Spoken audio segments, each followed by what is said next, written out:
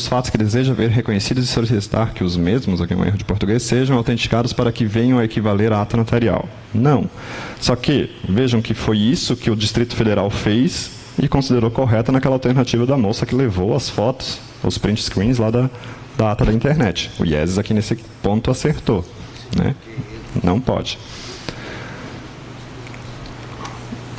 Ups. Em relação ao reconhecimento de firmas, assinale a alternativa correta. O reconhecimento de firma por autenticação já começa ruim, né? O negócio já começa rudemente ruim aí, né?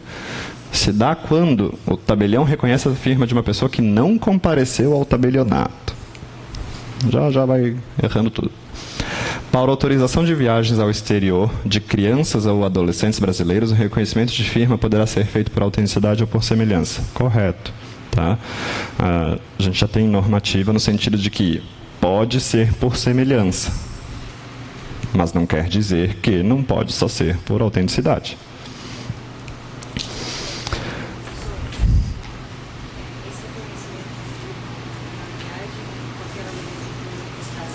Não mudou nada. Não mudou nada. O reconhecimento de firma por autenticidade é requisito, né, formal para o reconhecimento de validade dos títulos de crédito. Né? Não. Os títulos de crédito são bem informais nesse ponto. O reconhecimento de firma por semelhança pode ser caracterizado como aquele em que o subscritor, corretamente identificado, assina na presença do tabelião. Isso não é semelhança, isso é autenticidade. Só para te avisar, se por 1 hora faltam 11 questões. Tá. Dá tempo. Sendo que este reconhece a autoria da assinatura lançada, podendo ser realizada fora da serventia. Esse semelhança aqui está errado. Só cuidem que, em Santa Catarina, também tem uma disposição interessante que eu considero até correta, comparado com outros estados. A maioria dos estados, tabelionato de notas para sair da serventia e praticar um ato tem que ter um motivo excepcional, tem que ter uma motivação, seja lá o que for, e a gente tinha isso antigamente também.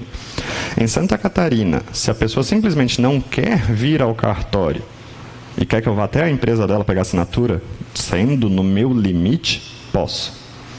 Tá? Eu não preciso de motivação ou excepcionalidade para sair do cartório e praticar atos fora da minha serventia, desde que respeitados os meus limites territoriais. Beleza?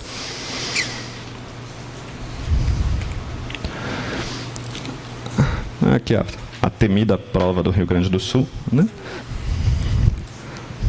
A respeito do testamento público, o Código Civil Brasileiro, em vigor, prevê: o indivíduo inteiramente surdo, sabendo ler, lerá seu testamento. E, se não o souber, designará uma das duas testemunhas que o lerá em seu lugar. Ele é surdo, né? Como que a pessoa vai ler no seu lugar? Mas tudo certo. Ao cego só se permite o testamento público, que lhe será lido em voz alta 2 vezes pelo tabelião ou seu substituto legal, e 1 vez por uma das testemunhas designadas pelo testador do ato, fazendo-se de tudo circunstanciada a menção no testamento. Essa dupla situação aqui não precisaria, né? O testamento deve ser escrito mecanicamente, pode ser manualmente. O testamento deve ser escrito pelo tabelião ou seu substituto legal em seu livro de notas, de acordo com as declarações do testador, podendo servir-se de minutas, notas ou apontamentos. Correto. O testamento deve ser lido pelo tabelião e pelo testador em voz alta perante 2 testemunhas, ou um ou outro. Um detalhe que eu quero que vocês tomem cuidado. A questão falava o Código Civil. Então é de acordo com o Código Civil. O testamento deve ser escrito pelo tabelião ou seu substituto legal em seu livro de notas. Isso é o que está no Código Civil. Se a gente for pegar a normativa estadual, o testamento é no livro de testamentos. Santa Catarina a gente tem um livro de notas que é para todo o resto dos negócios jurídicos. Tá? Então, o enunciado da questão vai direcionar o que eles querem saber. Tá? Tanto aqui a questão do substituto, que gera bastante polêmica. O substituto pode, não pode. Não... Vejam o que está no enunciado da questão. De acordo com a 8935. De acordo com a 8935, não pode. Né? De acordo com o Código Civil, pode. O IESES mesmo, ele ele copia muito lei. Ele não se importa na questão de, está revogado tacitamente por outro lugar, não sei o quê. Está pegando o que está lá na lei e pronto. Sabe se está na lei ou não sabe. Né? Em Santa Catarina, o nosso Código de Normas não prevê expressamente, mas nós temos que substituto também pode. Né? Como eu disse para os alunos essa semana, também somos filhos de Deus, né? O tabelião também precisa de férias, né? E alguém tem que ficar fazendo os atos no seu lugar, não dá para deixar um mês parado. Né? Então aqui era D. Porque era de acordo com o Código Civil. Em relação ao testamento cerrado, de acordo com o Código Civil brasileiro em vigor, assinale a alternativa correta. O tabelião de notas deve começar o auto de aprovação imediatamente depois da última palavra do testador, declarando sob a sua fé que o testador lhe entregou o seu testamento para ser aprovado na presença das duas testemunhas, passando a cerrar e coser o instrumento aprovado. É coser mesmo, né? Tem um erro de português aí, mas seria isso. Né? O coser é o costurar. Né? Então, comprem uma overlock se vocês forem fazer tabelionato de notas. Né? Posso falar com o tabelião? Não, ele está lá atrás, né? Tricotando. E ainda, como a gente tem essa polêmica, né, de ser... A gente tem certeza que é só o tabelião e seu substituto. Ninguém mais pode, né? Então a mãe não pode ir lá costurar para ti, que ela sabe melhor. É você que tem que fazer, pegar as agulhas e vai para a guerra. O testamento pode ser escrito em língua estrangeira somente se escrito manualmente. Não. Né? Ele pode ser escrito em língua estrangeira, mas não esse requisito de ser manualmente. O auto de aprovação do testamento cerrado deverá ser assinado apenas pelo testador e pelo tabelião. As duas testemunhas também assinam. Pode dispor de seus bens em testamento cerrado quem não saiba ou não possa ler, desde que o testamento seja escrito por outrem ou por tabelião a seu rogo. Tome um cuidado. Tá? O analfabeto só pode fazer o público, mas isso não é expresso em um artigo.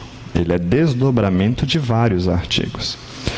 Se a gente pega o primeiro artigo do testamento cerrado, lá do Código Civil, ele vai dizer que o testamento cerrado pode ser escrito mecanicamente ou manualmente, pelo testador ou a seu rogo. E aí já gera confusão. E segue, e assinado por ele. Então, o testamento ele pode ser escrito a rogo. O teor do documento até pode ser outra pessoa que escreveu, mas ele tem que ser assinado pelo testador. Certo? E aí que pega a pegadinha. Se vocês olharem os requisitos do testamento particular, ser feito mecanicamente ou manualmente e assinado pelo testador. Certo? Então, quem não saiba ler ou não possa... Quem não saiba ou não possa ler, perdão, por eliminação sobra o público. E um detalhe que eu gostaria que vocês tomassem um cuidado, que essa questão do assinante a rogo também é diferente em alguns estados e Código Civil e blá blá blá. Se a questão dissesse, de acordo com o Código Civil, imagine uma escritura pública. De acordo com o Código Civil, não sabendo alguém ler ou escrever, assinará a outra pessoa a seu rogo. Ponto. Isso é de acordo com o Código Civil. Santa Catarina incluiu, como a maioria dos estados, que além do assinante a rogo, duas testemunhas. Isso não está no Código Civil. Isso está no Código de Normas. Então, a depender da pergunta, muda a resposta. O detalhe importante do testamento público, que você tem que tomar cuidado. Lá na normativa do testamento público, vai dizer que, se o tabelião não souber ou não puder assinar, alguém vai assinar a rogo. Tudo bem. Mas quem vai assinar a rogo é uma das duas testemunhas.